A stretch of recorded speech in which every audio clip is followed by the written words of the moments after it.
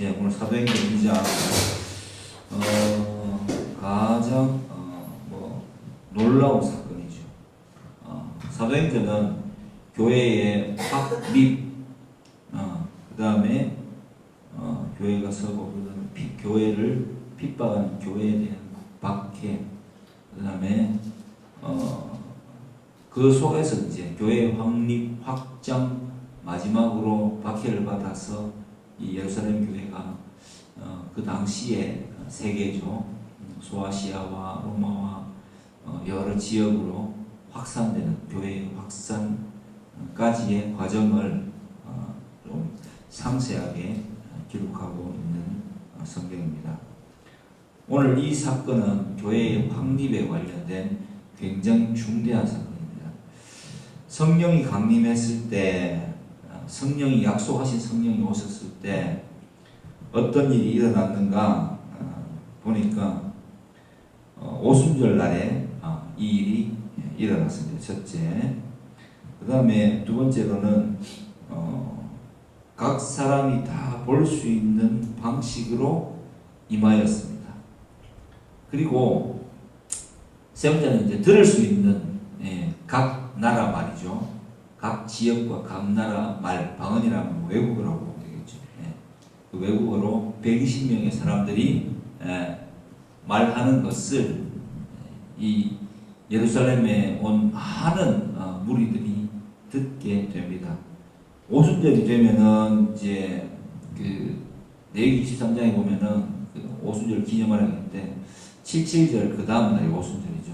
열흘이 5번 지났을 때 구약에서는 수학의 시기 이렇게 보는 겁니다. 그래서 많은 사람들이 유대교 신자들이 예루살렘으로 흩어져 있던 신자들이 모여듭니다. 그래서 유대교에 입교한 사람 오늘도 보면 나와 있지만 경건한 유대인들, 이 5절에 보니까 그때의 경건한 유대인들이 천하 각국으로부터 와서 예루살렘에 머물러 있었다. 이 오순절을 절기를 지키기 위해서 이렇게 기록되어 있습니다. 그래서 오순절 날에 많은 사람이 경건한 하나님을 사모하고 하나님께 대해서 경외감을 가지는 많은 그 신자들이 모인 그 자리에서 더 이상 사람들을 두려워하지 않고 그 사람들 앞에서 그 사람들의 언어로 복음을 전했다라는 것이 이 본문에 나타나는 중대한 특징입니다. 그리고 이제 그 사람들의 반응이 두 가지는 아니죠. 이게 도대체 무슨 일이냐와 또 그 성령이 역사하는 자리에 있었지만은 술 취했다. 아침 9시인데 술 취했다라고 조롱하는 무리들도 있었다는 것이 오늘 본문이 보여주는 특징입니다. 그래서 교회가 확립될 때에 오늘 이 질문에 이제 답변하다 보면 하나하나 답이 다 되는데, 여러분들이 올린 질문을 답변하다 보면 다 답변이 되는데, 교회가 확립될 때에 이제 성령의 역사로 교회가 서게 되다라는 것이 오늘 본문의 제일 큰 주제이겠지요. 첫 번째 질문을 이렇게 한번 거꾸로 한번 해보겠습니다. 하나님께서는 왜 오순절에 성령 강림하셨을까요? 정확한 말이죠. 성령 하나님께서는 왜 오순절 날 오셨을까요? 이렇게 이제 질문을 하셨는데, 오순절 날은 말 그대로 많은 사람들, 경건한 유대인들이 천하 각국으로부터 많은 지방에 있는 이 사람들, 다른 나라 말로 방언을 하는 사람들이 예루살렘으로 모이는 날입니다. 그래서 그 날에 그 사람들에게 예수 그리스도가 바로 하나님이시다라는 사실을 선포하기 위하여서 확실하게 이 임팩트 있게죠. 이런 방언을 하게 되고 담대하게 복음을 전하게 되는 일이 일어나게 됩니다. 여기 보면은 이 사람들이, 이 지역에서 온 사람들이 다 자기가 태어난 곳 방언으로 이 복음을 듣게 되었다라고 하니까 여기에 나타나는 방언은 분명히 하나님의 그 단회적이다 뭐라고 봐도 되겠죠. 예, 그런 역사를 보여주는 표적이다 이렇게 봐야 되겠죠. 그래서 120명의 사람들이 각 나라의 말을 그죠? 이 여기에 등장하는 지역만 하더라도 꽤 되죠, 그죠? 하나, 둘, 셋, 넷, 다섯, 여섯, 일곱, 여덟, 아홉, 열, 열하나, 열둘, 열세, 열네, 열다섯. 한 최소한 한 여러 지방이라 해서 한 20군데 정도의 방언으로 거기에 이제 참여한 예루살렘에 온 천하 각국의 모든 유대교에 입교한 사람들까지 다 각자 난 곳 방언으로 자기가 태어난 곳의 그 언어로 예수 그리스도의 죽으심과 부활하심과 주되심을 듣게 되었다는 것. 예. 이게 바로 이제 약속한 그리스도가 드디어 오셨다라는 것을 120명의 제자들을 통해서 증거하게 되고 예루살렘 교회가 비로소 서게 됩니다. 그래서 오순절날 역사하셨다 이렇게 볼 수 있겠습니다. 두 번째, 일부의 사람들이 방언하는 것을 보고 술에 취하였다라고 하였는데 그렇다면 지금까지는 그러한 상황이 한 번도 없어서 그런 생각을 한 것일까요? 아니면 그들이 성령이 충만해서 그런 행동을 하였다는 것을 인정하고 싶지 않았던 것일까요?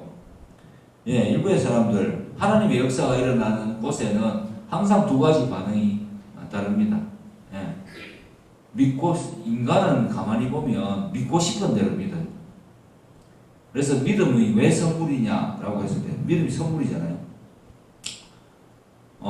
아무리 이야기해도 사람은 자기의 고정관념을 바꾸는 게 정말 힘듭니다. 그래서 뭐라고 합니까? 사람은 고쳐서 쓰는 게 아니다라고 하는데 교육을 통해서 잘 변하느냐? 교육을 통해서 웬만하면 잘 안 변해요. 그냥 본인이 어떤 이제 통념상으로 큰 충격을 받거나 그 자신의 가치관을 뒤흔들 만큼의 어떤 특별한 사건이 있기 전까지는 무엇 하나 바꾸려고 하지 않고 자기가 어릴 때 행했던 그대로 그 어리석음이라고 그러죠. 예. 혹은 고정관념이라고 해야 되겠고 그런 형태 그대로 살아가려고 하는 그런 특징이 강해 보입니다. 그래서 그냥 흘려들은 말인데 자기가 듣기 좋아 보이면 그 말에 대해서 큰 의미를 두고 예를 들어서 이런 거 있잖아요. 신문에서 봤거나 친구들이 야 내가 오늘 꿈에 네가 나타났는데 네 오늘 네 정말 앞으로 좋은 일 생긴다 이렇게 이야기하면은 그게 아무 근거도 없는데 그냥 믿고 싶고 좋아 보이고 그러면 그것을 그냥 믿어버립니다.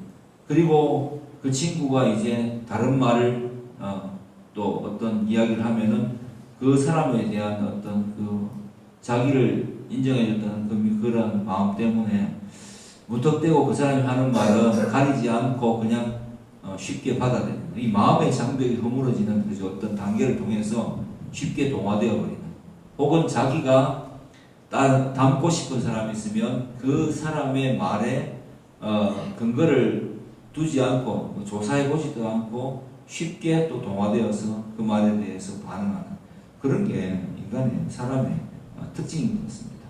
그래서 하나님의 그 역사가 일어났을 때 성령을 받기로 예비된 사람이 아니고서는 이렇게 조롱하는 거죠. 정말 저것들 술 취했나? 이렇게 이야기하는 거죠. 왜냐하면 120명의 사람들이 각기 다른 말로 막 복음을 전하니까 그 나라 말을 알아듣는 사람들은 그죠? 참 신기하다라고 하면서 새겨 들어줬던데 얼마나 웅성웅성대는 그죠? 영어, 일어, 중국어, 도고 이렇게 섞여서 말을 한 4개 언어만 섞여서 말을 하는 걸 들어봤다고 하면 굉장히 헷갈리겠지. 그래서 그것에 대해서 내용을 듣기보다는 이 사람들은 이미 안 믿기로 작정한 사람들이기 때문에 성령을 받지 못한 사람들이기 때문에 세수에 취하였다라고 조롱했다고 되어 있습니다. 삼시는 아침 9시부터 합니다. 새벽 6시가 유대인들의 0시였으니까 삼시는 아침 9시. 그래서 베드로가 일어나서 이 사람들이 술에 취한 것이 아니다라고 설교를 시작하면서 바로 말을 하게 되는 겁니다. 너희들 말처럼 술 취했겠느냐? 아침 9시에 무슨 새술이 취했겠느냐고. 우리 일어났는 건데 이제 일어나서 뭐 소위 말해서 아침밥 먹고 이제 서로 말하는 단계는 뭐 그런 이상한 소리를 하느냐라고 하면서 설교를 시작하게 됩니다. 안 믿고 싶으니까 안 듣는 거예요. 어떤 일들이 내 눈앞에서 일어나도 믿고 싶어하지 않는 거죠. 예. 뭐 예를 들자면 제가 어떤 이제 물리학적인 어떤 이야기들을 이렇게 사람들에게 운동하면서 해줍니다. 예. 이제 어떻게 그런 일이 일어나냐고. 그럼 이거를 굉장히 여러 번 설명해야 돼요. 그러니까 물체가 뭐 이런 거겠죠. 물체가 어떤 물체에 부딪혀서 진행을 하는데 뭐 판이 있다고 쳐요. 밑판이 이렇게 동그란 판이 있는데 위에 공이 있다고 치면 이렇게 튀기면 어떻게 돼? 위로 힘이 작용하죠. 탕 계속 위로 힘이 작용하죠. 그럼 내가 위로 작용하는 이 면이 수평면을 이렇게 각도를 바꾸면 어떻게 돼? 45도나 70도든 각도를 바꾸게 되면은 똑같이 내 힘은 위로 작용하지만 물체는 어디로 나갑니까? 추진력을 비틀린 힘을 얻어서 앞으로 튀어나가게 되죠. 그죠? 예. 이게 바로 회전의 원리다. 그 구기 운동에 있어서 뭐 탁구든 테니스든 무엇이든 이게 바로 회전의 원리다. 이렇게 설명을 해주면 해보라 그러면 이렇게 합니다. 그 다음에 공을 회전시켜서 저쪽으로 보내보세요 하면 이렇게 비빕니다. 이렇게. 왜? 내 생각에는 회전도 줘야 되고 앞으로도 보내야 되니까 회전을 주면서 앞으로 이렇게 보내려고. 그런데 가만히 생각해 보면 뭐 물리학적으로 이렇게 물리적 법칙을 생각해 보면 이렇게 할 필요가 없고 그냥 이렇게 면만 바꿔서 위로 탕 치면 공은 어디로 갑니까? 앞으로 회전하면서 추진력을 얻어서 날아가게 되죠. 그죠? 그럼 힘의 방향은 위쪽이잖아요. 이걸 아무리 설명을 해줘도 들으려고 하지를 않는 사람들은 안 듣습니다. 그러면은 다시 설명해 보세요. 그러면은 나 이해가 안 되는데 회전을 하고 앞으로 나가고 막 머릿속 복잡해가지고 일단 좀 생각을 다시 해봐야 되겠다. 이렇게 말합니다. 무슨 생각을 다시 하는 거야 도대체? 예. 이 쉬운 거를 왜 하지 않는가? 정말 장난 아니게 인간은 굉장히 고집센 존재들입니다. 제 말 이해가 되세요? 예. 그 하물며 인생을 바꾸고, 그죠? 내 삶의 운명이 결정되는 자리에서 예수가 하나님이시고 약속한 메시아이시다 라고 이 사람들이 표적을 보면서 외국어로, 이 갈릴리 사람들이 한 번도 외국에 나가본 사람이 없는 어부 출신에 이 갈릴리 사람들 말 그대로 병방촌동네 사람들이, 예? 우리나라로 치면은 어디라고 해야 되겠노? 우리 지금 나라로 치면은 제주 어느 지역에 있던 제주도 떠나본 적 없는 사람들이 갑자기 제주도에 관광 온 사람들 그죠? 공항에서 그 각 나라 사람들의 말로 막 복음을 외친다고 생각을 해보시면 될 것 같습니다. 그렇게 할 때 이제 각 나라 사람들은 이 사람들이 제주 사람들인데 이렇게 왜 우리가 들을 수 있는 언어로 복음을 전하는 걸 들으니까 이거 진짜 하나님의 역사네라고 받아들이는 경건한 유대인 외국 사람들이 있었는가 하면은 함께 살던 사람들은 그 언어를 잘 모른다고 또 봐도 되겠고, 그죠? 예. 각 사람들이 그 사람들이 외국어를 하니까 무슨 지금 말도 안 되는 짓들을 이렇게 하고 있느냐라고 조롱할 수 있는 게 저는 좀 보편적이다라고 봐요. 이 본문을 보면. 어떻게 이렇게 믿지 않을 수가 있지? 많이 목격합니다. 예. 인간은 자기의 생각에 대해서 바꾸려고 하잖아요. 제가 어제 어떤 유튜브 어떤 그 컨설팅 하시는 부자가 되는 법인가 그 강의하시는 분 강의를 잠깐 들어봤는데 이 사람은 자기 친구들에게도 컨설팅을 할 때 절대로 공짜로 안 해준대요. 왜냐하면 무료로 해주는 것은 가치를 모르기 때문에. 진짜 저도 한 수 배웠습니다. 예, 무료로 해주는 가치를 모르기 때문에 꼭 친구가 물어보면 돈을 일정의 소액이든 어쨌든 할인은 해주더라도 돈을 받고 해준답니다. 그렇게 할 수밖에 없는 것이 그냥 말을 해주면 실제로 답답해갖고 말을 걸어오면서 돈을 지불하지 않고 그것을 답답해갖고 이야기하는 사람들은 절대 안 고친답니다. 예. 그리고 많은 이 세상에는 돈을 벌 수 있는 이야기에 대해서 지금 책도 어마어마하게 나오고 리더십 이론, 돈 버는 이론 어마어마하게 나왔지만은 그것을 그것을 보고 공부하기보다는 옆집에 있는 장사 안 된 집을 찾아가서 동병상련의 마음을 쉽게 느끼는 걸 더 좋아한다는 이야기입니다. 그래서 뭐라고 합니까? 가가지고 하루에도 장사 안 되냐? 나도 안 되는데 야 시대가 그런가 보다 그죠? 하면서 서로 그렇게 이야기를 하지 어떻게 하면 이 남국을 타개할 것인가에 대한 그런 것들에 대한 공부는 없다는 이야기죠. 예. 그렇기 때문에 사람들은 그분도 이야기하기를 절대로 공짜로 주어서는 그 사람이 변할 리가 없다. 그런 사람들은 다 거짓말이에요. 바꾸려고 하는 마음 자체가 없는 사람들. 그래서 썸네일이 이렇게 되어 있더라고요. 부자가 되면 친구들이 점차 없어지는 이유. 예. 말이 안 통하거든. 처음엔 친구였어. 서로 얘기를 나누고 그래 희망이 불씨가 불타오를 때는 서로를 이해하는 친구였어. 시간이 지나가서 사람의 수준이 달라지기 시작하고 그죠? 노력의 정도가 달라질수록 계속 머물러 있는 그 사람이 있을 거고 더디게 발전하는 사람이 있고 빠르게 발전하는 사람이 있잖아요. 그 빠르게 발전하는 사람은 옆에서 볼 때는 남이 볼 때는 빠르게 발전하는 것 같지만 인고의 시간을 가집니다. 놀 거 다 놀고 잘 거 다 자고 해가지고 그렇게 해가지고 짬나는 시간에 공부 그나마 공부라도 했던 사람하고 아예 놀았던 사람하고 그리고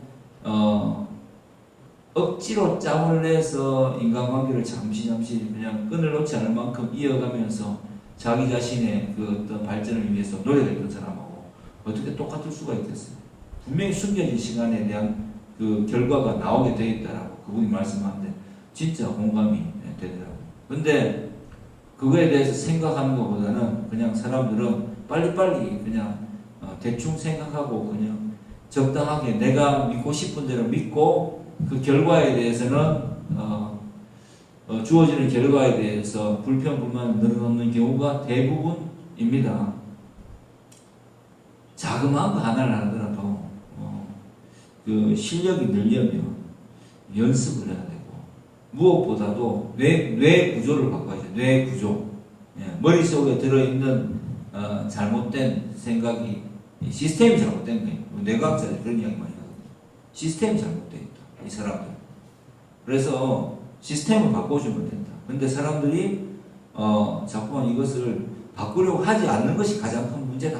이런 이야기들을 주로 요즘 최근 본 강의들에서 계속 그 말을 하더라고요.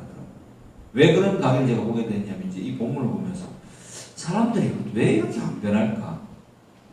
왜 기적의 현장에 있었는데 이적의 현장에 있었는데 표적을 보면서도 예수님에 대한 생각을 하기보다는 술 취했다는 식으로 조롱을 할까? 진짜 사람이 이런 존재인가? 유튜브를 들어서 리더십 강의를 보거나 변화하는 사람들, 변화하지 않는 사람들에 대한 그죠? 그런 강의들을 몇 편만 보면 쉽게 답이 나옵니다. 인간은 원래 안 변하고 싶어하는 존재예요. 그렇기 때문에 조금만 변하면 그렇게 그 사람들이 특별해 보이는 거예요. 남들보다 조금 더 노력한 사람들, 남들보다 또 좀 더 힘쓴 사람들은 분명히 결과를 얻어내더라고요.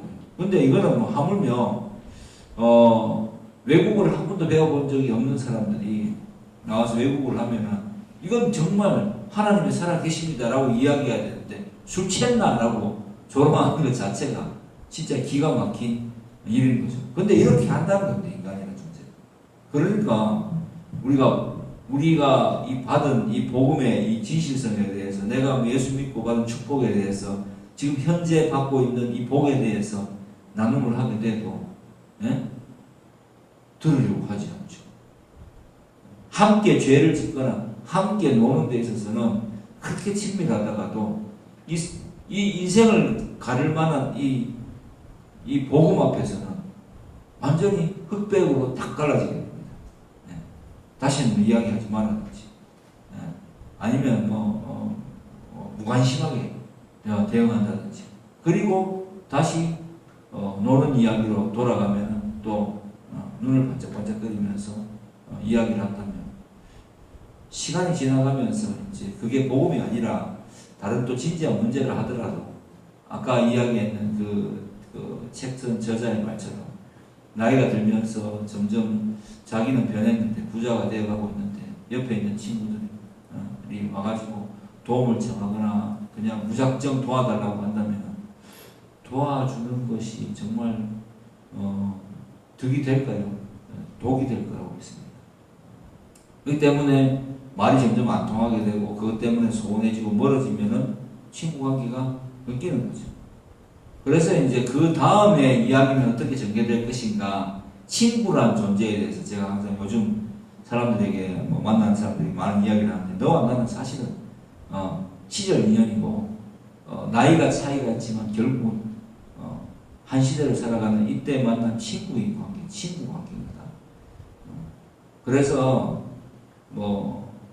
나이가 많기 때문에 내가 더 똑똑한 것도 아니고 네가 나이가 어리기 때문에 더 모자란 것도 아니니까 그냥 친구처럼 형 동생 말은 하지만 친구처럼 지내면 좋겠다. 친구라는 것이 계속 바뀌잖아요. 그죠? 여러분 생각해 보세요. 지금 만나는 사람들, 예전에 만났던 사람들, 그리고 예전에 만났는데 지금 만났을 때 말이 안 통하는 친구들. 만나게 되던가요? 친구 자꾸 변해요. 그런 식으로 인간은 결국 오늘 질문에 대한 대답이 좀 길어졌는데 안 변한다는 이야기입니다. 그래서 성령이 임하실 때에 그 성령의 역사를 보고 성령을 받은 사람들이 변화하는 거예요. 그러니까 전도는 어떤 것입니까? 옥석을 가려내는 거죠. 십자가로 가른다고 했잖아요. 십자가를 제시한다. 예수 그리스도께서 우리를 위해 나의 죄를 위하여서 죽으셨다라고 제시했을 때 무슨 말도 안 되는 소리냐 라고 하는 사람이 있고 그렇게 정말일까 받아들이면서 정말일까 정말 내가 주인인 삶에서 벗어나서 예수를 주인으로 맞이할 때 저 사람처럼 변할 수 있을까라는 생각을 하는 사람들이로 나눠진다는 겁니다. 그게 바로 십자가로 전도를 하면 십자가로 이 적과 아군을 딱 구분짓게 되는 징표가 된다라고 하는 것입니다. 그래서 그게 바로 전도다. 그 다음 질문입니다. 성령이 오실 때 성경에 쓰여 있는 것처럼 바람이 불고 머리에 불의 혀 같은 것이 보이고 방언을 하는 특징이 보여야 임하신 건가요? 성령님이 임하실 때 성경에 쓰여진 특징이 있어야 임하신 걸까요? 만약 이런 특징이 없으면 성령님이 임하신 게 아닌 것일까요? 이 질문의 의도만 알겠습니다. 이 2장에 나타나는 것만을 주제를 이야기하는데 사도행전에는 성령 강림 사건이 많이 나타나요. 2장에도 나타나고 또 8장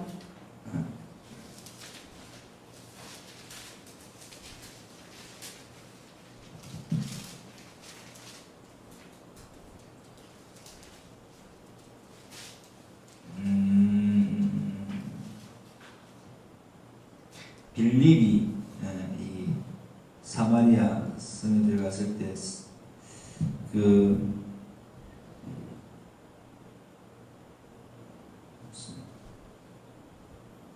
이 빌립이 어떤 일을 행했을 때 막 사람이 낫고 그 다음에 그 사건 때문에 17절에 보면 두 사도 베드로와 요한이 내려오고 그들이 안수하며 성령을 받은지라. 성령을 받는 것을 보고 돈을 시몬 마술사 시몬 돈을 들여서 이 권능을 네게도 주어 내가 안수한 사람은 성령을 받게 하여 주소서 하니까 베드로가 이르되 뭐라고 표현합니까? 성령 받을 만 네가 하나님의 선물이라고 말씀합니다. 그러면 회개하라라고 하고 성령을 받으면 무슨 일이 일어나는가라고 보니까 여기서 별 언급이 없죠, 그죠? 그냥 예수님을 그리스도로 믿게 되는 일이 일어납니다. 또 그 10장에 가보면 이방인 고넬료 백부장 고넬료의 집에 성령을 받으니까 44절 보면은 베드로가 이 말을 할 때 성령이 말씀을 듣는 모든 사람에게 내려오시니 베드로와 함께 온 할례받은 신자들이 이방인들에게도 성령 부어주심으로 말미암아 놀라니 이는 방언을 말하면 그다음 뭐예요? 하나님 높임을 들음이라. 그러니까 이방인들이 성령을 받으니까 어떻게 했다 했습니까? 역시 외국어를 했겠죠. 여기에는 알아들었다는 이야기 아닙니까? 그리고 무슨 이야기를 했습니까? 하나님을 높였다. 예수님을 하나님으로 고백했다. 이렇게 나와 있습니다. 이게 또 성령 강림의 증표겠죠. 그 다음에 또 어디 있노?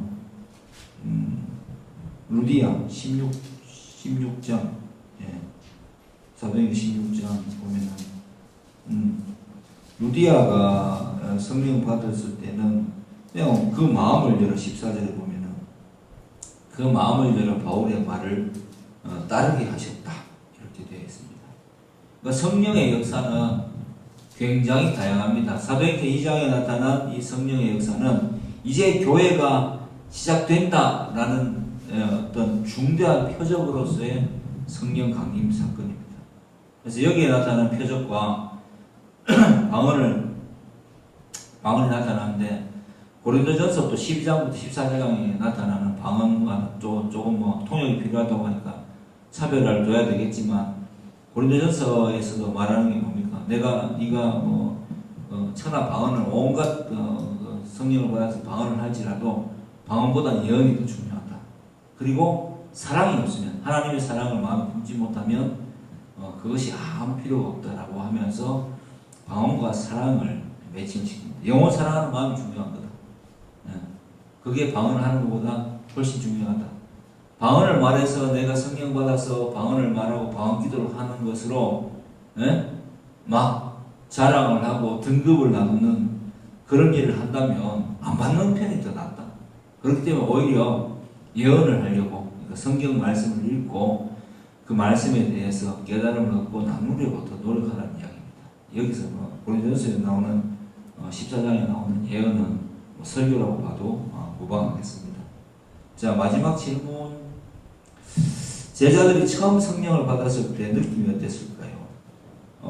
예수님이 약속하신 성령을 받아서 행복했을까? 아니면 충격을 받았을까? 궁금해졌습니다. 이건 저도 제자들이지만 제 나름의 제 느낌 말고는 말을 해줄 수가 없을 것 같아요. 왜냐하면 저는 이 120명의 제자들이 아니니까.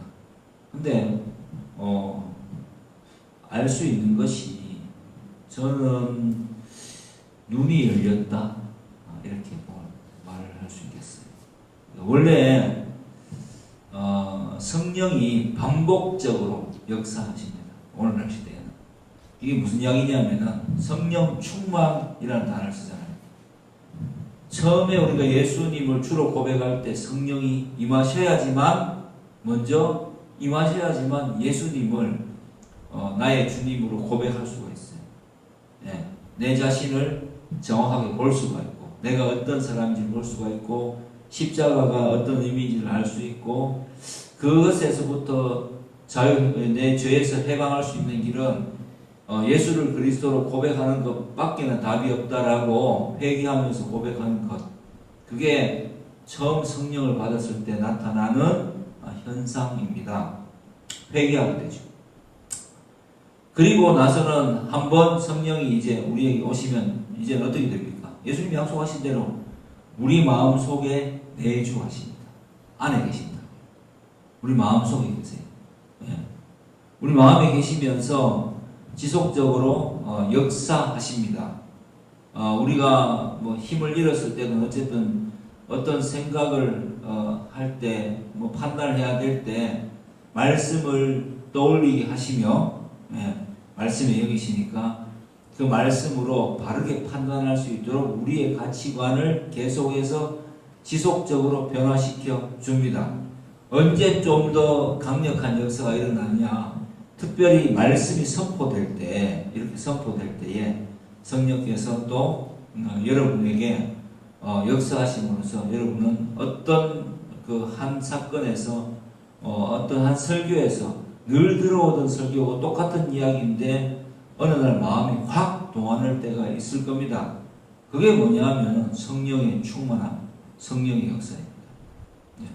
너무 믿어지고 그 전까지는 안 들리다가 더 알게 되고 뭐 이런 것들이 지속적으로 일어납니다. 그리고 그래서 이제 말씀 듣고 예배하러 오기 전에 기도해야 됩니다. 주님, 제가 말씀 받을 때 제 생각이 변화되게 해주세요. 왜냐하면 저는 사도행전에 오늘 나온 이 사건보다 더 중요하게 여기는 것이, 본문에서 중요하게 여기는 것이, 이 변화받은 사람들이 복음을 외칠 때 두려워하지 않았다는 겁니다. 핍박을 무서워해서 숨었던 이 예루살렘 교회, 그죠? 120명의 제자들이 거리로 나가서 외치기 시작했다는 겁니다. 그것도 아침 9시. 천하 각국 사람들이, 각국에서 유대인들이 많은 그 시기에 이들에게 복음을, 예수가 그리스도의 심을 꼭 전해야 되겠다는 마음을 가지고 나아갔다는 겁니다. 내가 가진 복음을 부끄러워하지 않았다는 겁니다. 이게 제일 큰 중요하게 봐야 될 것입니다. 성령을 받으면 어떻게 되냐고요? 담대하게 됩니다. 예수가 그리스도의 심을 말하는 것을 주저하지 않게 됩니다. 물론 오늘날 방법이 지하철역이나 서울역 앞에서 예수 천당 무신교를 외치는 것은 비정상이에요. 지혜를 주십니다. 또. 그런데 어떤 타이밍에서 내가 예수 믿음에 대해서 내 자신에 대해서 굉장히 예수 믿음에 대한 이 자부심, 예수께서 내게 성령을 주시고 나로 믿게 하셨다라는 이 자부심, 신앙에 대한 굉장한 자부심이 생긴다. 그게 성령의 역사다라고 저는 여러분에게 꼭 말해주고 싶습니다.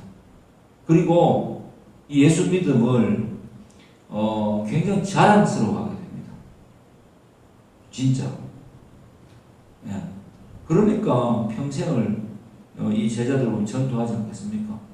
만나는 사람들마다 복음을 전하고, 그리고 들어보지 못한 사람들에게 예수가 그리스도의 심을 선포하고. 오늘 우리 주변을 한번 돌아보십시오. 여러분을 돌아보십시오. 제자들이 행복해졌을까 했는데 행복해졌다라는 이 정도 표현으로는 안 되고 충만함을 느끼겠지. 진짜 성령의 역사로 내가 이렇게 변화되는구나라는 마음의 변화를 깊게 체험했겠죠. 내가 이렇게 외국어를 한다니 라는 생각부터, 그죠? 내가 이렇게 나가서 진짜 예수가 그리스도의 심을 전할 수 있는 담대함을 내가 가지고 있다니, 나는 자기 자신의 변화에 대해서 굉장히 놀라지 않았을까요? 그러면서 이것은 내가 하는 일이 아니다, 하나님께서 하시는 일이다 라고 고백하지 않겠습니까? 그러면 그게 본인이 안 했다는 이야기입니까? 본인이 하죠. 근데 본인이 하는데 그 본인을 움직이시는 원동력이 누구이십니까?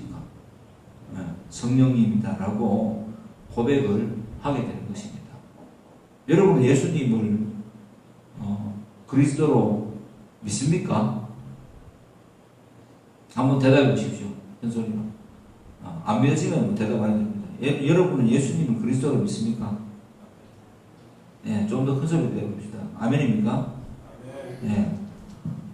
그럼 여러분은 많은 사람들에게 내가 예수 믿음에 대해서 굉장히 자랑스럽습니까?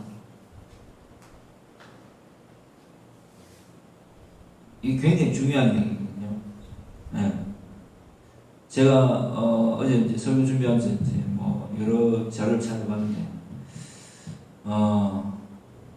복음이 복음이 선포되고 시간이 지날수록 이제 그리스도교에 대해서, 예수교에 대해서, 기독교에 대해서 점점 알게 되고, 그리고 그것을 따라 살지 못하는 데 대한, 그죠?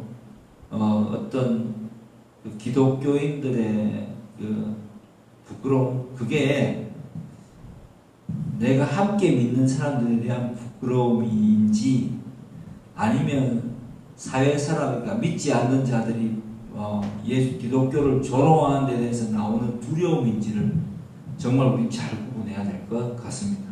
그리고 내가 예수님을 믿어서 믿는 이 믿음이 너무 소중하고 대단한 것이라고 느낀다면은 먼저 내가 예수 믿음을 다짜고짜 모르는 사람이 나 예수 믿어 이렇게 하라는 이야기가 아니라, 어떤 인간관계에 이제 이 흐름이 진전될 때에 내가 예수 믿음을 먼저 이렇게 그리스도인을 고백하겠죠. 고백하고 나서부터 우리는 어떻게 해야 될지를 잘 모르는 것 같습니다. 고백하고 나서 그 다음에는 뭘 해야 될지를 잘 몰라요. 그래서 자꾸만 첫사랑만 찾아요. 첫은혜만 찾고. 고백하고 나서는 뭐가 따릅니까? 책임이 뒤따릅니다. 근데 그 책임을 내가 막 스스로를 통제하면서 잘 할 수 있느냐? 그렇게 하면 율법적인 될 확률이 높거든요. 그러니까 말씀 안에 있는 그 말씀을 따라서 이 능력을, 성령으로부터 능력을 공급받아서 나 자신의 어떤 그 행동을 계속해서 어떤 행동 가치관을 변화시켜 나가는 것이 저는 기독교인이라고 봅니다. 만약 내가 그리스도인이라고 하고 내 주변에 만나는 사람들이 나를 봤을 때, 저들이 내 모습을 보면서 100% 지 마음에 들 수는 없어요. 그걸 분명히 인정해야 됩니다. 그리고 내가 예수 믿는 것이 예수님의 그 선물로 시작된 것이니까, 저거 마음에, 믿지 않는 사람들 마음에 다 맞춰주려고 내가 예수 믿는 건 절대 아니에요. 이 말을 이해하겠습니까? 그러니까 전전긍긍할 필요가 없는 거예요. 그렇다고 해서 믿든가 말든가 너 마음대로 해보라, 이것도 아니에요. 그냥 모두가 다, 모든 사람이 예수를 믿기를 원하지만은 그건 예수님께서 원하시는 거고, 나는 내가 만나는 사람들 중에 그래도 가치 있는 사람들에게 집중하지 않겠습니까? 예. 내가 어떤 운동을 한다든지, 테니스 클럽에 나간다든지, 골프 클럽에 나간다든지, 아니면 탁구 치다든지, 운동을 하는 클럽에 나간다든지, 사회의 어떤 서클에 가입, 그죠? 어떤 모임에 가입한다든지 했을 때, 나를 싫어하는 사람도 있을 거고, 내한테 대해서 이렇게 색안경을 끼고 본 사람이 있을 끼고, 내가 교회 다닌다는 걸 알아서, 여기 나온 사람처럼 전마저고 술 취한 가에 가는 것처럼, 좋지 않게 보는 사람들 분명히 있습니다. 그럼 그들에 대해서가 그들의 기분을 맞춰주려고 애쓸 필요는 없다는 겁니다. 그렇다고 해서 그들에게 무례하게 할 필요도 없지만, 주눅들 필요도 전혀 없는 거죠. 우리가 집중해야 될 사람들은 누구입니까? 나도 내 이야기를 들어주고 나의 관심을 가지고 나도 그 사람이 참 정이 가고 좋고 그래서 사귐을 이어가고 싶은 그 사람하고의 관계에 대해서 집중하면 되는 거죠. 그리고 그들에게 내 예수 믿음의 이 결과, 성령 받음의 결과에 대해서, 바뀐 나에 대해서 행동으로 보여주고, 언어로 보여주고, 친밀감을 가지게 되고, 그리고 그들이 내 소망의 이유를 물어볼 때까지 또 물어볼 때 그 가치관을 공유하면서 그들과 친구가 되어 가는 거겠죠. 그런데 그 옆에 그렇게 있는데 그 사람하고만 딱 만나느냐, 단체로 나갈 때 그렇게 보지 않는 사람이 옆에 있다 하더라도 그 사람 나를 좋게 보지 않거나 예수 믿음에 대한 전혀 관심 없는 사람들에게, 그 사람에게 뭔가 이렇게 책 잡힐까봐 두려워하는 마음, 그런 마음은 가질 필요가 없다는 겁니다. 그거는 내가 특별하게 보편적 선에서 예수 믿음에 대한 그죠 선을 지켜주면 그냥 정리되는 거라고 봐요. 그리고 내가 부족할 수 있죠. 그러면 또 하나님께서 전도하는 과정에서 잊혀지게 하실 테고 저거를 안 두고 자꾸만 완벽하게 어떤 사명을 감당하려고 하는 우리의 저는 오만이라고 말하는데 그 오만함 때문에 오히려 이 시대는 전도가 잘 되지 않은 것 같습니다. 전도의 열매가 잘 맺히지 않는 것 같습니다. 예. 우리는 완벽할 수는 없어요. 그러니까 완전해지려는 것이 아니라 온전해지려고 노력해야 돼요. 예. 실수할 수 있어요. 하지만 그 실수를 충분히 받아줄 수 있는 그 사람들과 하나님께서 교제할 수 있도록 계속 만들어 주시고 서로 이렇게 좋아하는 사람들 있잖아요. 좋아 보이고 친해지고 싶은 사람들. 그 사람들과 예수 믿음에 대해서 관계에 대해서 이렇게 이야기를 나눌 수 있게 되는 그런 시점까지 그렇게 계속 관계를 이어가다가 하나님께서 또 그 사람을 마음을 열어줄 때에 열매가 맺히게 되고 그 사람을 또 이 교회로 예배로 초대하게 되고 예수 믿도록 또 세례를 줄 수도 있는 거고 이렇게 이제 바뀌는 이런 관계가 진행되는 거 저는 그걸 현대의 전도로 봅니다. 그래서 여러분 여기에도 보면은 천하 각국으로부터 온 유대인들 관계가 있었겠습니까? 그냥 유대인이라는 한 묶음의 어떤 느낌이 있었겠지만 이들에게 예수가 그리스도의 심을 이 120명의 제자들이 그 각각의 방언으로 담대하게 외칠 때에 비로소 예루살렘 교회가 확립되게 되고 이 예수 믿는 사람들이 그 자리 현장에서 믿은 사람들이 다 뒤에 보면 또 서로 마음을 같이 하여 떡을 떼고 날마다 기도하고 전도하는 가운데 있다가 어떤 시점이 되면 어떻게 됩니까? 박해가 일어나고 교회가 또 각자 사는 지방으로 또 흩어지게 만들어서 그 핍박을 통해서 교회가 확산되게 만드는 것이 하나님의 역사입니다. 제일 중요한 것은 이들이 방언을 받은 것도 중요한 게 아니고 불의 해같이 갈라지는 어떤 현상이 중요한 것도 아니고 그냥 그 마음 가운데 예수님을 소중하게 생각하고 예수님이 자랑스럽고 나의 믿음이 자랑스럽게 변했다는 사실이 저는 이 본문에서 가장 중요하다고 생각합니다. 여러분은 예수님을 자랑스러워 하십니까? 내가 믿는 이 예수님을 너무너무 사랑하십니까? 그리고 이 예수님이 나를 어떻게 전하는지 아십니까? 에베소서에 보면 1장 4절에 보죠. 창세전에 나를 그리스도 예수 안에서 택정하셨다. 하나님의 사랑으로. 예수님은 우리를 엄청나게 귀하게 선택하셨어요. 이 세상이 지어지기 전 이미 성경이 그렇게 말하고 있어요. 그리고 단 한순간도 소홀하게 대하신 적이 없습니다. 천하보다 귀한 생명이다 라고 믿는 자에 대한 예수님의 그 어떤 소액 어떤 그 마음가짐에 대해서 우리에게 말씀을 통해서 말씀해 주고 있습니다. 그렇게 예수 믿게 된 우리입니다. 그 예수님을 우리가 성령 받았다면 성령을 받음으로써 얼마나 귀하게 모셔야 되겠습니까? 그리고 그 예수님이 하신 말씀, 성경 말씀을 얼마나 깊게 따라야 되겠고 그 예수님을 얼마나 또 자랑해야 되겠습니까? 연애하면 자랑하잖아요. 연애하면 자랑하고 좋은 친구 사귀면 막 자랑하잖아요. 내가 유명인을 알게 돼도 막 셀럽을 알게 되면 막 사진 찍고 자랑하지 않습니까? 하물며 생명의 주인이시오 나의 구주이신 예수 그리스도를 자랑스럽게 생각하지 않는다면 내가 예수 믿음에 대해서 내 모습 때문에 저는 아직 언젠가 때가 되면 전하겠죠. 아닙니다, 여러분. 그럼 그때는 오지 않아요. 우리는 절대로 완전한 존재가 아닙니다. 부족함 속에서도 내가 예수 믿음에 대한 이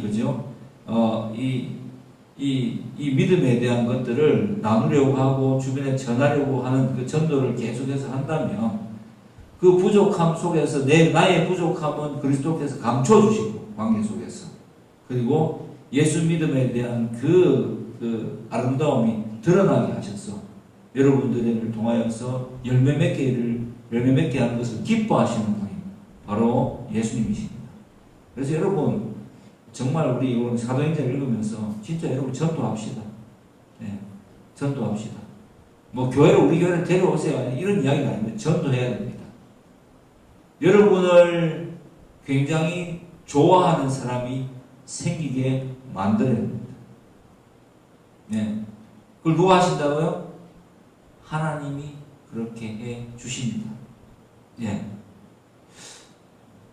저는 요즘 어제 제가 항상 재밌는 이야기를 듣는데 그 중에 들은 중에 제일 요즘 듣고 이렇게 재밌는 이야기 뭐냐면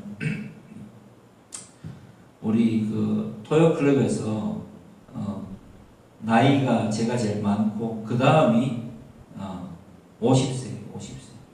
예.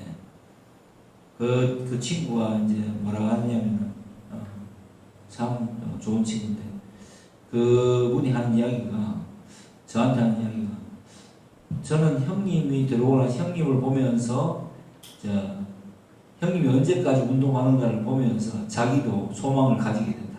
예. 나도 희망이 있고 그 운동하는 걸 보면서 나도 저 나이 때 저렇게 운동할 수 있겠지라고 생각하는 어떤 뭐 희망이 생겼다는데 그 말을 들을 때 참 기분이 좋더라고요. 그래서 나도 참 오래오래 이렇게 제대로 좀 잘 운동을 하고 싶다 이런 생각을 하게 되더라고요. 예. 우리가 좀 그런 지표가 되는 사람이면 좋겠습니다. 예. 나를 만나는 사람들이 예수 믿으면 저렇게 삶이 변할 수도 있는 거구나. 적어도 사람 자체가 참 긍정적인 행복해 보이고 예수로 인하여서 참 생활이 변하는구나. 이런 것들을 사람 대하는 태도가 바뀌는구나. 저 사람 왠지 뭐 진중할 수도 있고 각자의 성격 때문에 밝든 어쨌든 저 사람처럼 좀 마음의 평안을 누리면 좋겠다라는 그죠? 그러한 것들을 우리에게 필요한 거지. 우리가 정말 완벽하게 착한 짓 하고 사람들이 말하는 모든 인정받는 사람들이 했고 그거는 굉장한 오만이고 착각입니다. 그렇지 않습니까? 절대 그렇게 될 수가 없어요. 많이 부족합니다. 예, 저도 목회하면서 보세요. 복음을 전한다고 전하고 정말 확신을 가지고 복음을 전하고 주신 믿음 대로 전하는데도 교회가 사람의 수가 늘어나기 그냥 줄어듭니다. 그럴 수도 있는 거예요.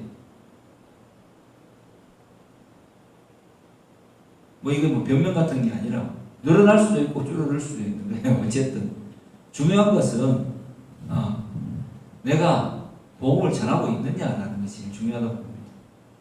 예, 사도행전을 보면 저도 그런 생각을 합니다. 교회가 확립됐죠. 그리고 막 믿는 사람들이 모여서 너무 좋았어요. 너무 좋은데 너무 좋은 그 교회가 확장되어가는 예루살렘 교회 확장되어가는 그때에 이 유명한 바울 사도가 사울이라는 이름으로 등장해서 교회를 이제 그 다음 장에 보면 그죠? 교회를 심각하게 핍박합니다. 그리고 예루살렘으로부터 다마스커스까지 예수 믿는 사람을 잡아 죽이려고 쫓아다니는 무리들이 있습니다.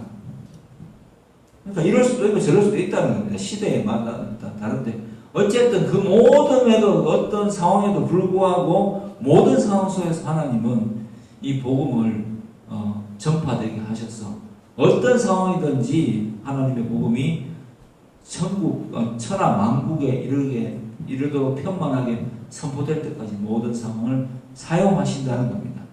그러니까 여러분 우리에 대한 생각을 먼저 바꾸고 이 갈릴리 사람들 그 지혜 없고 삶의 수준이 낮고 정말 하층민들에게도 복음이 선포되니까 얼마나 위대한 사도를 변모됩니까? 이들이 기질이 바뀌었습니까? 아니요, 기질은 비슷합니다. 불같은 남자는 불같이 살고요. 사랑 많은 남자는 사랑 많게 살아갑니다. 하지만 중요한 것은 그들 모두가 예수님을 사랑했다는 거고 예수의 사랑을 전하는 데 있어서 자기의 부족함이 있지만 기꺼이 감당하면서 기도하면서 자기 자신을 점점 버려나가고 그리스도의 사랑이 온전히 자라게 하는 자답게 변화되면서 계속 자신의 인생을 살고 복음 전하다가 마침내 순교까지 당하게 됐다는 것이 사도행전 기록입니다. 우리는 어떻습니까? 우리는 혹시 완벽하게 되어서 복음을 전하려고 하는 그런 착각 때문에 주변에 내 모습에 대한 주눅등 때문에 주변에 한마디 말조차 예수 믿지 않는 말조차 못하고 예수님 믿으면 정말 좋다는 진짜 최고인데라고 말조차 못하고 혹시 살아가고 있지는 않습니까? 저는 오늘날 한국교회에 많은 신자들이 그럴 거라고 봐요. 매스컴을 통해서 교회가 안 좋은 것들이 점이 계속 방영되고 그러다 보니까 내 믿음에 대해서 부끄러워하기도 하고 내가 예수를 믿는 신자라는 것을 밝히는 것을 두려워하기도 하고 근데 그래도 천국 가야 되겠고 그래서 교회 나는 사람들이 꽤 많다고 생각합니다. 절대 그러면 안 됩니다. 그건 그 사람들이 잘못한 사람들이 하는 거고 이런 거잖아요. 뉴스에 보니까 한국은 곧 전쟁이 발발할 것처럼 보여서 한국 여행 가기가 무서웠는데 실제로 와보니까 치안도 너무 좋고 너무너무 좋은 거야 라고 외국인들이 증언하듯이 뉴스에 보니까 기독교 예수 믿는 거 진짜 기독교인들 못 쓰겠다고 하는데 내 주변에 있는 내 친구는 보니까 가처럼 믿으면 진짜 예수 믿는 거라고 볼 수 있겠더라 라고 이야기를 들어야 되는 것이 우리들 아니겠습니까? 그죠? 아멘? 네, 그렇게 되기를 주의 이름으로 축복합니다. 기도하겠습니다.